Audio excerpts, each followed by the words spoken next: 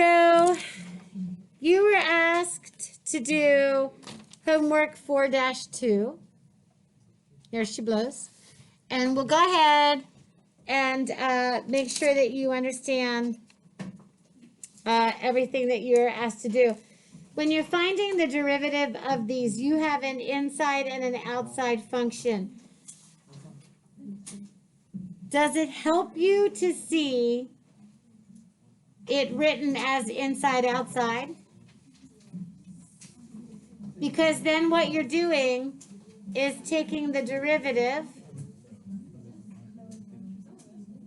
using the chain rule. All right, so for number 2, my outside function was this fourth root. My inside function was the opposite of 3 to the fourth minus 2. So if you prefer to think of your fourth root as that quantity to the 1/4 power, when you do the power rule, that 1/4 comes out front. Here's my inside. Here's to the 1 less power. Make sure this makes sense to you, because if I have 1/4 minus 1, if that 1 is 4 over 4, that's how I get negative 3/4. Here is the derivative of what's inside. 4 times negative 3 is negative 12. X to the 1 last power. I don't have to worry about the constant. What follows next is just some algebra and some simplifying. Putting my 1/4, my 4 goes in the denominator. This negative fourth root goes in the denominator. And then I can do some simplifying, and then this is my final answer.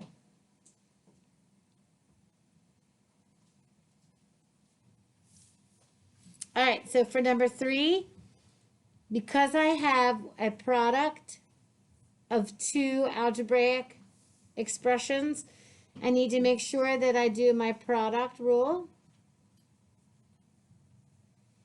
And my product rule says the derivative of the first times the second plus the first times the derivative of the second.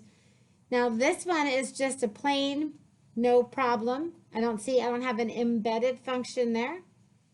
But because this one is to the 4th power, my outside function is going to be this quantity to the 4th power, and my inside function is the opposite of 4x squared minus 3. Derivative of the first times the second plus the first times the derivative of the second, and that derivative of the second includes 4 times that inside function to the 3rd power, and then here is the derivative of that value.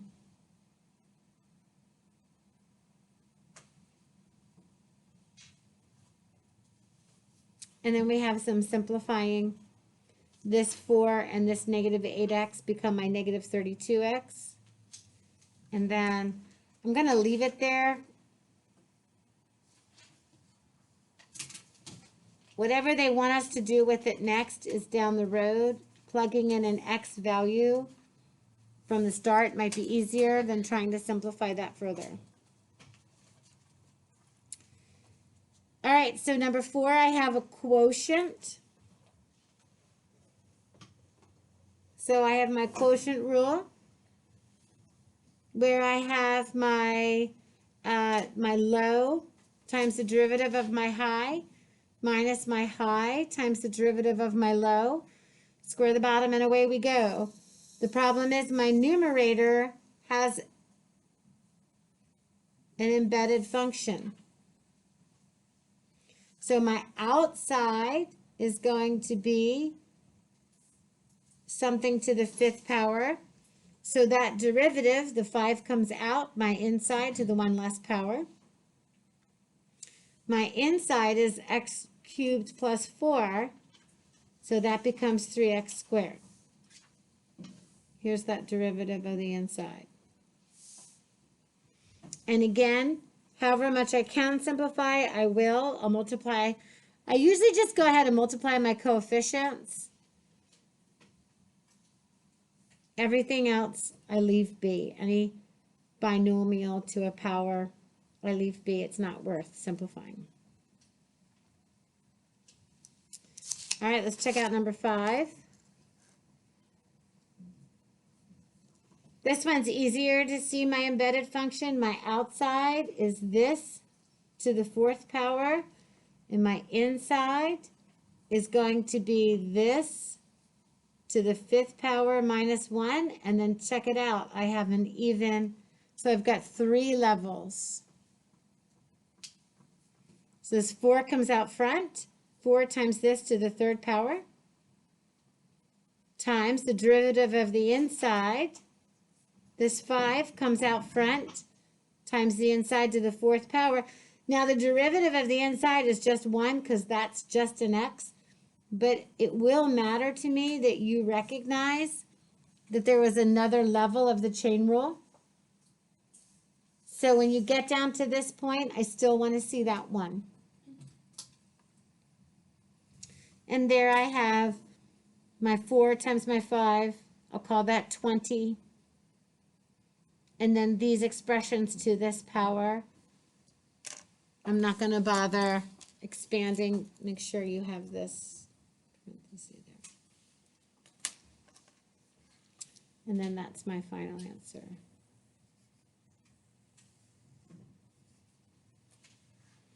All right, so for number 6, I have my tangent squared. If it is easier for you, I need you to recognize that this tangent squared can be rewritten like that.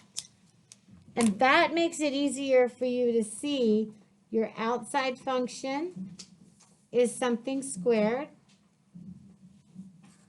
And then that inside function is tangent.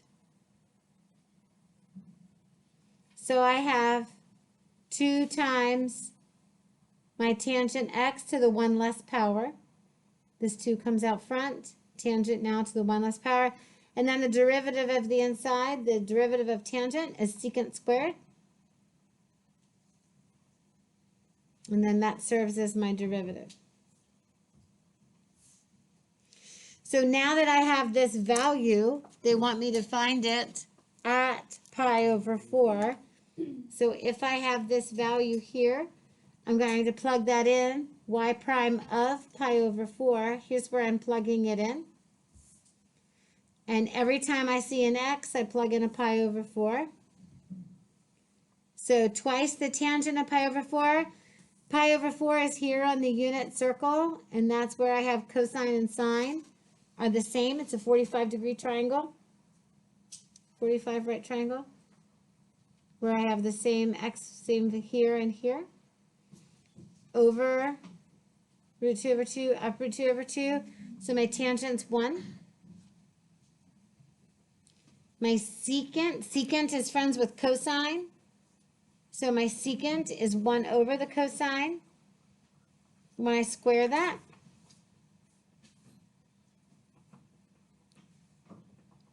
that's where I wind up with, God bless you, God bless you, 2 times 4 over 2. So the slope of my tangent line here is 4. Now this was a tricky question because they also asked me to go ahead and write the equation. And I'm going to go do that in point slope form. So y minus y1 is equal to your slope times x minus x1.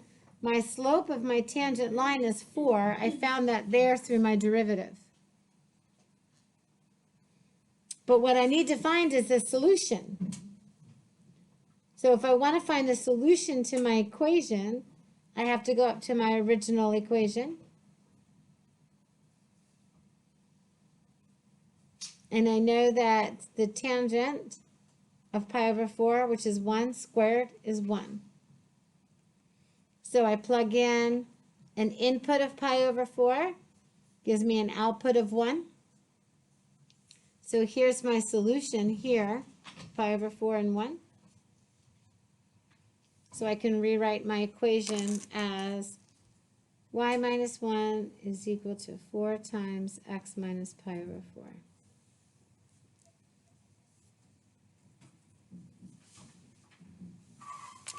On to number 7. So I have e to the 3x to the 4th. My original function is e to some power, my outside function. My inside function is 3x to the 4th. The derivative of e to the x is e to the x. So there's e to that first power. The derivative of the inside is going to be 4 times 3 to the 1 less power. And they asked me to find it at x is equal to 0. So this was kind of freaking me out because when I go ahead and I put in f of f prime to the 0, I put my 0 in here, right? And I just felt like I was getting e to the 0 power is 1. And then if I put 0 in here, I get 0. I got a lot of zeros. And I'm sitting there thinking, how on an E graph do I have a slope of 0? Because all I kept thinking is e to the x is going to be on the coordinate plane. I was thinking it was this kind of an exponential graph, e to the x. But I didn't know what e to the x to the 4th looks like. So I got out Desmos, and I graphed it, typed it in. Took me all of maybe 30 seconds. And here's the graph. It's this U. It's kind of cool looking. So I knew right away that at x is equal to 0, my tangent line of 0, I did it right. I got the right answer. So when I went to write the equation, I'm like, okay, an input of 0 gives me e to the 0 output. So here's my solution, over 0 up 1. When I put that into my slope-intercept or my point-slope form, y minus 1 is equal to my slope times x minus 0. I got y is equal to 1, which totally makes sense because that is the equation of the tangent line with a slope of 0 through x is equal to 0. That's the equation of the line when x is equal to 0, y is equal to 1. I loved that problem. I thought it was cool. Is the answer 1 because if you take the 0 power to all the entire equation? The answer is 0 because here, when x is equal to 0, e has an output of 1. Yeah, but algebraically, like... Algebraically, at this point, the slope of the tangent line is 0. So at any other point, at x is equal to 2, 3, 4, 5, 6, it's going to be something else. But at this point, that's the slope of the tangent line. I thought that was kind of cool. All right, number 8. When I did number 8, I was like, okay, here's my outside function is 5 to some power. And that falls in line with that a to the x is equal to the derivative, a to the x times ln of x. And then my inside function is sine. And within sine, I have another embedded function. So there's 3. I have to continue doing the chain rule. So 5 to this power, sine of this, and then what's inside there is also a composite or embedded function. All right, so I have the derivative of the outside function is going to be a to the x times the natural log of just my base. So that's where this ln 5. So here is the derivative of my outside function. Then I need to take the derivative of my inside function. The derivative of sine is cosine. And then I need to take the derivative of this inside function, the derivative of 5x to the 9th, 45x to the 8th.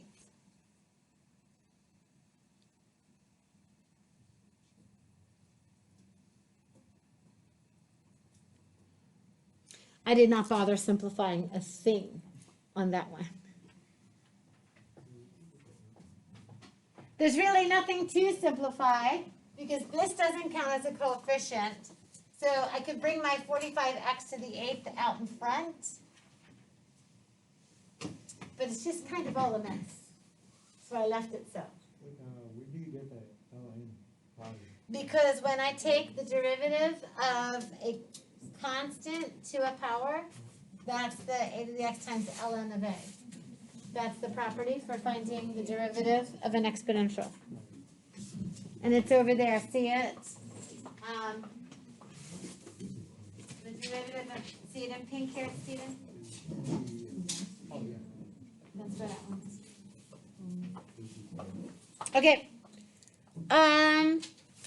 Okay, so for 9 and 10, I dig these because they give you your values.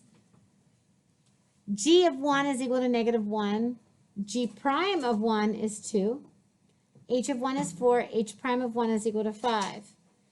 So when I'm looking at this function, I know it's going to be 3 times g of x to the second power and then the derivative of the inside. So g of x, g of 1, is equal to negative 1. So it becomes 3 times negative 1 squared times g prime of 1 is 2. So I get an answer of 6.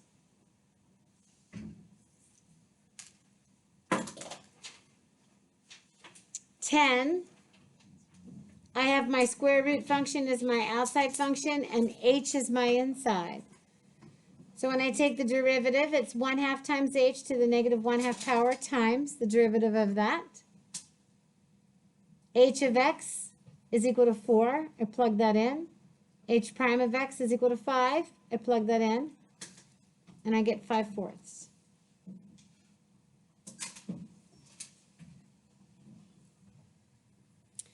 (11) gives us some more conversations for G and H. My answer here, negative 66.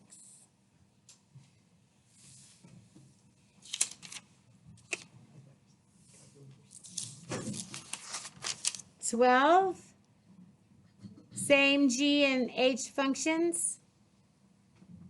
I ended up taking the square root of negative 8, giving me I root 2 in the denominator. I was lazy and left it there.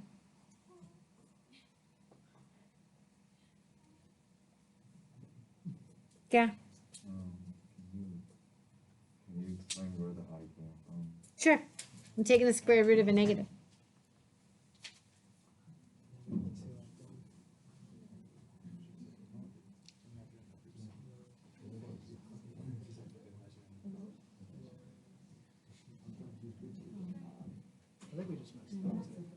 So we can go through this.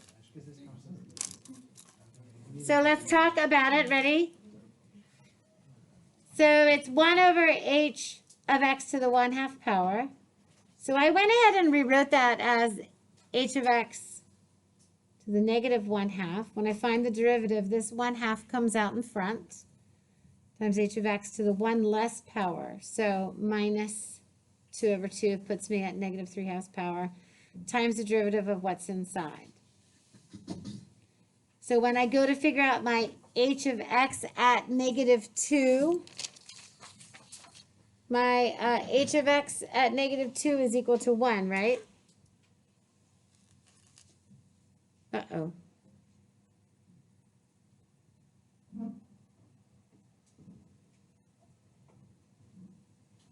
H of negative 2. Uh-oh, should this be 1? Because this is negative 4.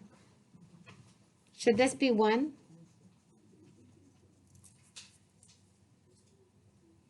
Because the function at an input value of negative 2 is equal to 1. Oh dear, that changes everything. So the derivative of h of x, all right, so let's see where that leaves us. Negative 1/2. And then if I'm taking the square root, I was surprised there was an I I'm a little relieved to hear that. So that's going to be 1 cubed. So that leaves us with just 1/2 times -4. So that gives us a whole value of negative times a negative, positive. Did you get 2? Do we like that answer better? Do you like that answer better? There we go. Was that you, Ricardo? Put a Smarty up. I wrote the input value instead of the output value. That's where I went wrong there. Now this last one on 13, you just had to create a function. You didn't have to solve it. But it's funny because I was like, all right, here's my outside function, something to the 5th power. And then here's what's inside of that. And then here's that. And I changed it whether it's +4 because this is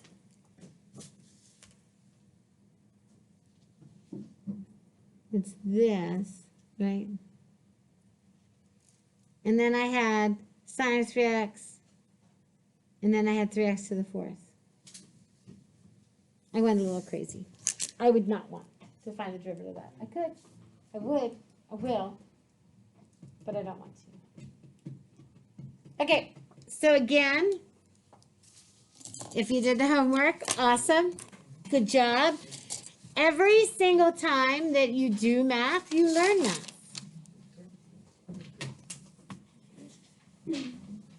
All right, so for today's class, you're going on a calculus treasure hunt.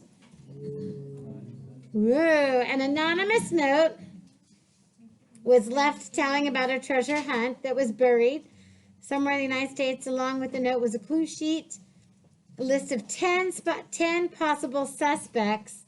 Here's our suspects, everybody from Dr. Seuss down to James Bond. Unfortunately, that means there are also 1,000 possible solutions to the mystery of who, what, and where.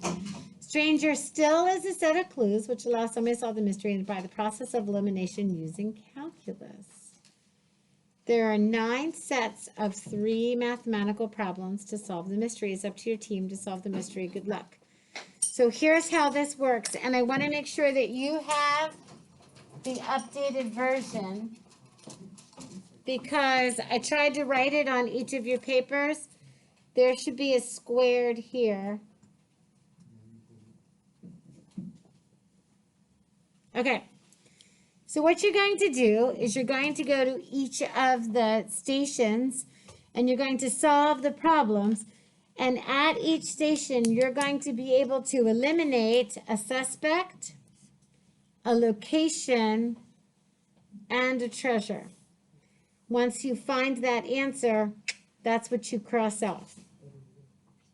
The winner of the set is going to be your answer that's remaining. What questions do you have?